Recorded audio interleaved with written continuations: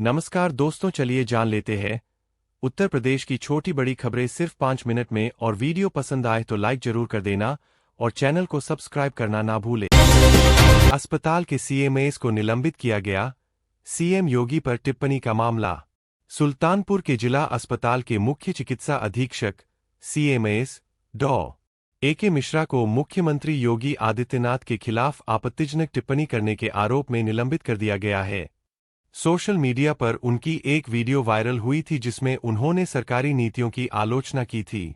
स्वास्थ्य विभाग ने तत्काल जांच बैठाई और आदेश जारी कर दिए। प्रभाव: यह मामला सरकारी अधिकारियों की सोशल मीडिया गतिविधियों पर निगरानी और अनुशासन से जुड़ी बहस को फिर से तेज कर सकता है। योगी सरकार का बड़ा प्रशासनिक फेरबदल, 46 आईएएस अफसरों के तबादले। उत्तर प्रदेश में सोमवार देर रात बड़ा प्रशासनिक फेरबदल हुआ।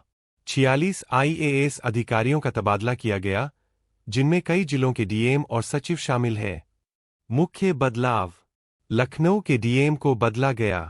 वाराणसी, प्रयागराज और गोरखपुर में नए जिलाधिकारी नियुक्त हुए। महत्व: इस फेरबदल को शासन की 2025 विकास प्राथमिकताओं से जोड़कर देखा जा रहा है। यह भी माना जा रहा है कि 2027 विधानसभा चुनाव की तैयारी में प्रशासनिक व्यवस्था को मजबूत किया जा रहा है।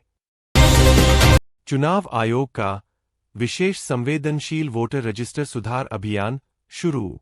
राज्य में आज से मतदाता सूची सुधार अभियान की शुरुआत हुई है। चुनाव आयोग ने इसे स्पेशल इंटेंसिव रिवीजन नाम दिया है। हर बूथ स्तर पर अधिकारी लोगों के घर जाकर वोटर लिस्ट में नाम, पता और फोटो की जांच करेंगे।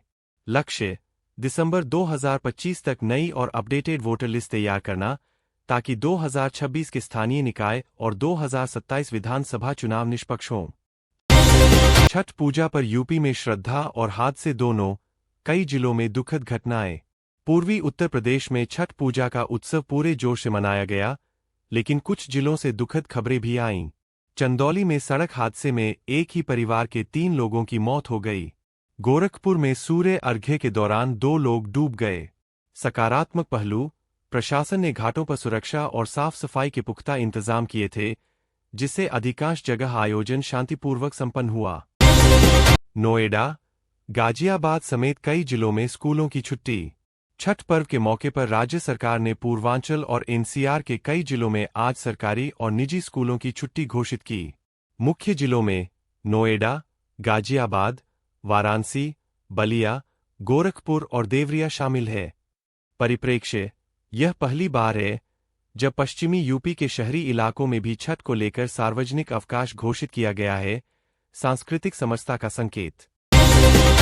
साइबर फ्रॉड पर बड़ा अभियान, 2 महीनों में 30 रुपये करोड़ की राशि बचाई। राज्य पुलिस के साइबर सेल ने पिछले 2 महीनों में 30 करोड़ रुपए की धोखाधड़ी को समय रहते रोकने का दावा किया है। 1930 साइबर हेल्पलाइन नंबर पर शिकायत मिलते ही बैंक खातों को तुरंत फ्रीज करने की व्यवस्था लागू की गई है। महत्व: यूपी देश का पहला राज्य बन रहा है जहां 24/7 साइबर फ्रॉड रिकवरी सेंटर संचालित किया जा रहा है। पंजाब में यूपी का धान पकड़ा गया, 2 ट्रक जब्त। पंजाब के पटियाला जिले में 2 ट्रक पकड़े गए जो यूपी से धान की अवैध ढुलाई कर रहे थे। मुद्दा: न्यूनतम समर्थन मूल्य एमएसपी के अंतर का फायदा उठाकर व्यापारी यूपी का सस्ता धान पंजाब में बेचने की कोशिश कर रहे थे। परिणाम: दोनों राज्यों के कृषि विभागों में जांच बैठाई गई है। दंतेवाड़ा में यूपी के सीआरपीएफ जवान की मौत, आत्महत्या की आशंका। उत्तर प्रदेश के बरेली निवासी सीआरपीएफ कांस्टेबल संतोष यादव का शव छत्तीसगढ़ के दंतेवाड़ा कैंप में मिला। जांच: प्राथमिक तौर पर आत्महत्या की आशंका जताई जा रही है, परंतु पुलिस ने फॉरेंसिक जांच के आदेश दिए हैं। यह घटना सुरक्षा बलों के मानसिक तनाव और कार्य परिस्थितियों पर फिर सवाल उठाती है।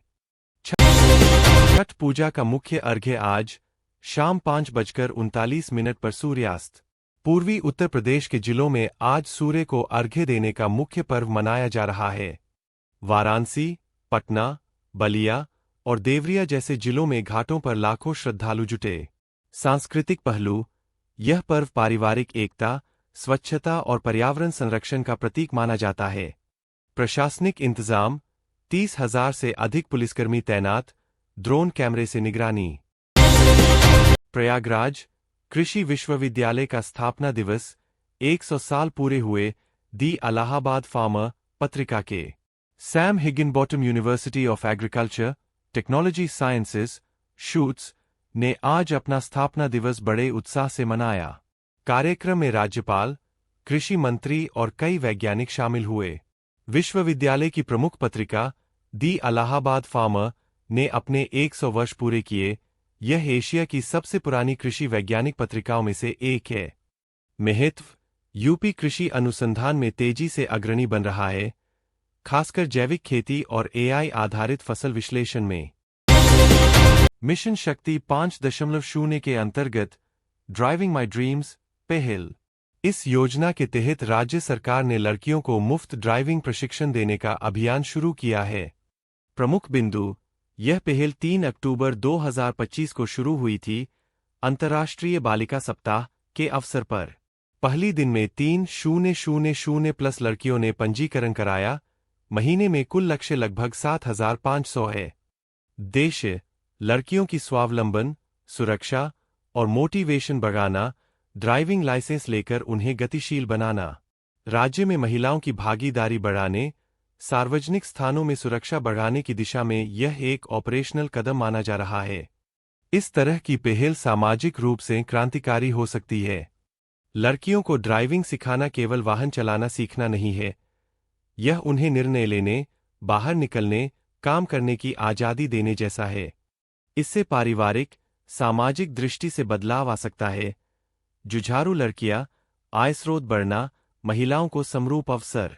सरकार के लिए यह एक संदेश भी है कि वो सुरक्षा और सशक्तिकरण पर काम कर रही है। राज्य कर्मचारियों के लिए दिवाली विशेष बोनस का ऐलान। प्रमुख बातें: लगभग 14.82 लाख राज्य सरकारी कर्मचारी इस बोनस के दायरे में आ रहे हैं। प्रत्येक कर्मचारी को लगभग 6,908 रुपये तक का बोनस मिलेगा। कुल खर्च लगभग 1,022 रुपये करोड़। यह बोनस आगामी दिवाली के अवसर पर वित्तीय राहत देने और कर्मचारियों को उत्साह देने के लिए है। प्रभाव बटा विश्लेषण: कर्मचारियों को बोनस देने से न सिर्फ उनकी आर्थिक स्थिति थोड़ी बेहतर होगी, बल्कि यह सरकार कर्मचारी के संबंध में सकारात्मक संकेत भी देता है। इससे कर्मचारी मनोबल बढ़ सकता है, छुट्टियों में खर्च, शॉपिंग बढ़ सकती है, जिससे स्थानीय अर्थव्यवस्था को भी लाभ हो सकता है। साथ ही साथ इसे चुनावी समय में एक रणनीतिक कदम भी माना जा सकता है, क्योंकि कर्मचारी वर्ग एक बड़ी मतदान शक्ति रखते हैं। सरकार द्वारा अनाज क्रय योजना, श्रीयन प्रोक्योरमेंट का अवसर। प्रमुख बातें: यह योजना 1 अक्टूबर 2025 से लागू हुई थी और 31 दिसंबर 2025 तक चलेगी। मकई, बाजरा, ज्वार जैसे मोटे अनाज, कोर्स ग्रेन्स का क्रय राज्य में किया जाना है। पंजीकृत किसानों को ही लाभ मिलेगा। भुगतान लिंक खाते के माध्यम से होगा। किसान इस क्रय के लिए fcs.up.gov.in या यूपी किसान मित्रा ऐप पर पंजीकरण करा सकते हैं। प्रभाव बटा विश्लेषण: यह योजना कृषि क्षेत्र के लिए महत्वपूर्ण है, क्योंकि मोटे अनाज की खेती को बढ़ावा देना खाद्य सुरक्षा, पोषण मामले, फसल विविधीकरण को बढ़ावा देता है। किसानों को एमएसपी के माध्यम से स्थिर कीमत मिलना उनकी आय में स्थिरता ला सकता है। इसके साथ साथ यह राज्य की आत्मनिर्भरता की दिशा में भी कदम है। वोकल फॉर लोकल, आत्मनिर्भर उत्तर प्रदेश की नीति अनुरूप। शिक्षण संस्थानों में अवकाश आदेश, छठ पूजा के मद्देनजर। प्रमुख बातें: नोएडा, गौतम बुद्ध नगर, गाजियाबाद और वाराणसी जिलों में 28 अक्टूबर 2025 को स्कूल कॉलेजों को बंद रखने का आदेश जारी हुआ है। यह बंदी छठ पूजा के अवसर पर घाटों और पूजा समारोहों में माता-पिता एवं बच्चों को शामिल होने की सुविधा देने के लिए है। निर्देश में स्पष्ट किया गया है कि निजी और सरकारी दोनों प्रकार की स्कूलें इस आदेश के अंतर्गत है। प्रभाव बटा विश्लेषण: ऐसे निर्णय सामाजिक सांस्कृतिक समरसता को बढ़ावा देते हैं। बच्चों एवं परिवारों को त्योहार में पूरी भागीदारी का अवसर मिलता है। इस तरह के आदेश स्थानीय प्रशासन द्वारा समय समय पर दिए जाते हैं, ताकि समारंभिक व्यवस्था सुगम हो सके और पूजा कार्य शांतिपूर्वक आयोजित हो। यह दिखाता है कि सरकार प्रशासन उस क्षेत्र में सक्रिय है जहां सामाजिक सांस्कृतिक माहौल मायने रखता है। राज्य स्तरीय वाल्मीकि जयंती अवकाश का फैसला। प्रमुख बातें। महर्षि वाल्मीकि जयंती के अवसर पर 7 अक्टूबर 2025 को पूरे उत्तर प्रदेश में सार्वजनिक अवकाश घोषित किया गया है। इस दिन स्कूल, कॉलेज, सरकारी कार्यालय बंद रहेंगे, लेकिन बैंक खुल सकते हैं क्योंकि यह निष्पादन सामग्री अधिनियम निगोशिएबल इंस्ट्रूमेंट्स एक्ट के अंतर्गत नहीं आता। यह निर्णय वाल्मीकि समुदाय की मांग और सामाजिक समानता के दृष्टिकोण से लिया गया है। प्रभाव बटा विश्लेषण। यह कदम सामाजिक न्याय के प्रतीक के रूप में देखा जा सकता है, विशेष रूप से दलित सामुदायिक संवेदनशीलता के लिहाज से। अवकाश घोषित करना सार्वजनिक मान्यता का रूप है, जो समुदाय को सम्मानित महसूस कराता है। साथ ही इस तरह के भारतीय प्रसादक निर्णय से सरकार की सामाजिक संकल्पित छवि को मजबूती मिलती है।